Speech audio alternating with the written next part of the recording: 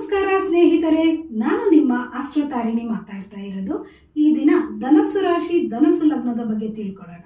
ಯಾರ್ಯಾರು ಧನಸ್ಸು ರಾಶಿ ಮತ್ತು ಧನಸ್ಸು ಲಗ್ನದವರಿದ್ದೀರೋ ಕೊನೆಯವರೆಗೂ ಈ ವಿಡಿಯೋವನ್ನು ನೋಡಿ, ಒಳ್ಳೆಯದಾಗುತ್ತೆ.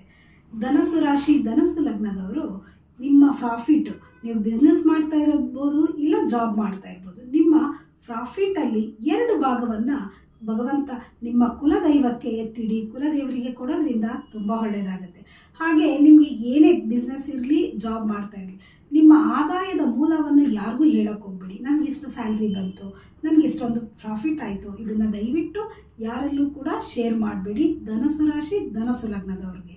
ಹಾಗೆ ನೀವು ನಿಮ್ಮ ತಾಯಿಯ ಪಾದಗಳನ್ನ ಮುಟ್ಟಿ ಪ್ರತಿದಿನ ನಮಸ್ಕಾರ ಮಾಡೋದ್ರಿಂದ ತುಂಬ ಒಳ್ಳೆಯದಾಗುತ್ತೆ.